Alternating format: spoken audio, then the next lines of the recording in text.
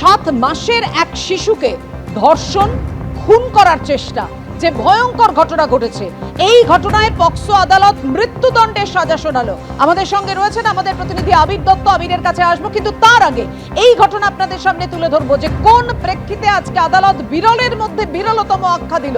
আপনাদের জানিয়ে রাখি, বরতলা থানা এলাকায় এই ঘটনা ঘটে। শিশুকে ধর্ষণ এবং খুনের চেষ্টা করা হয়।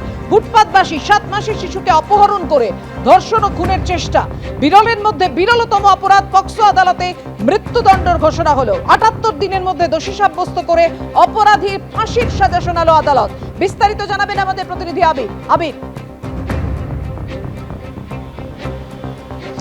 দেখো, তোমায় জানাই যে গত বছর নভেম্বর মাসের শেষের দিকে এই ঘটনা ঘটে এবং যখন ঘটে তারপর হাসপাতালে যখন নিয়ে যাওয়া হয় শিশুকে, যখন উদ্ধার করে পুলিশ নিয়ে যায় তখনই সমস্ত বিষয়টা জানতে পারেন পুলিশ আধিকারিকরা।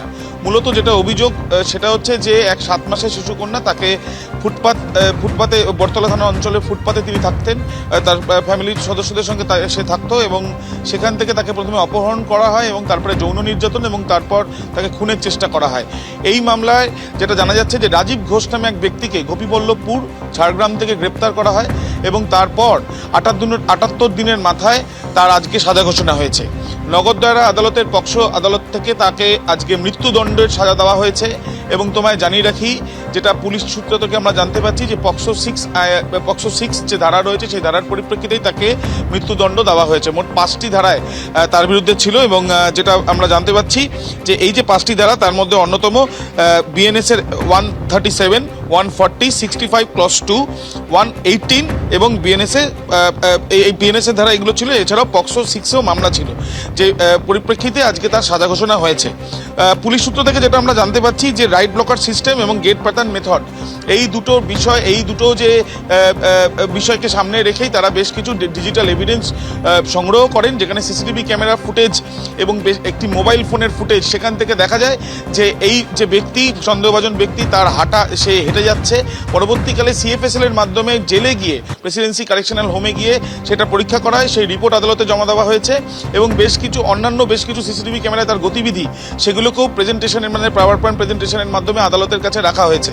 আদালত, যেটা সরকারি আইনজীবী বলছেন, স্পেশাল পিপি যেটা জানিয়েছেন, যে আদালত অবজারভেশনে জানিয়েছেন যে এই ঘটনা বিরলের মধ্যে বিরলতম এবং এই ধরনের ঘটনার যে নৃশংসতা, তা দেখেই তারা বিরলের মধ্যে বিরলতম আদালত মনে করছে এবং তাকে আজকে মৃত্যুদণ্ডের সাজা দেওয়া হয়েছে নগরদয়রা আদালত থেকে, এমনটাই আমরা জানতে পারছি। আবির, তুমি আমাদের সঙ্গে থাকো। আপনাদের আরো একবার জানাবো, বরতলা থানা এলাকায় শিশুকে ধর্ষণ খুনের চেষ্টা হয়, তারপর মামলা শুরু হয়। সেই মামলায় ফাঁসির সাজা শুনিয়েছেন বিচারক। ফুটপাতবাসী 7 মাসের শিশুকে অপহরণ করে ধর্ষণ খুনের চেষ্টা হয়, বিরলের মধ্যে বিরলতম অপরাধ গণ্য করে পক্সো আদালত, তারপর মৃত্যুদণ্ড হলো। 78 দিনের মধ্যে দোষী সাব্যস্ত করে অপরাধীর ফাঁসির সাজা শোনালো আদালত। বাচ্চাটার যে ডিএনএ প্রোফাইল, সেটা অ্যাকিউজডের জামায় যে রক্ত লেগেছিল তার সঙ্গে ম্যাচ করে গেছে।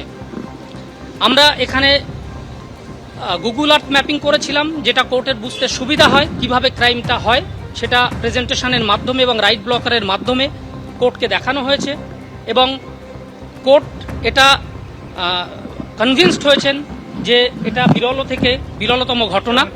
এবং এখানে ড্রোন ফটোগ্রাফিও আমরা ইউজ করেছিলাম এবং অনারেবল কোর্টকে আমরা কনভিন্স করাতে পেরেছি যে এটা বিরল থেকে বিরলতম ঘটনা এবং আজকে সেই হিসাবে লার্নেড জাজ ডেথ কনভিকশন দিয়েছেন। তার এই যে অপূরণীয় ক্ষতি, এটা আমরা পূরণ করতে পারবো না, কিন্তু যে ন্যায় বিচার, সেই ন্যায় বিচারটা আমরা মাত্র 78 দিনের মাথায় এনে দিতে পেরেছি।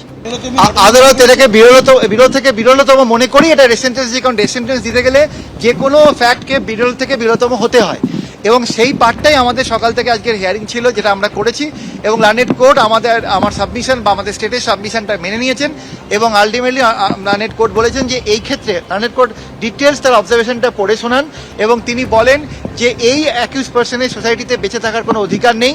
এই মেয়েটির দেহ নিয়ে রীতিমতো খেলা করা হয়েছে এবং এই জায়গা থেকে ডেথ সেন্টেন্স ছাড়া উনি আর কিছু দিতে পারছেন না।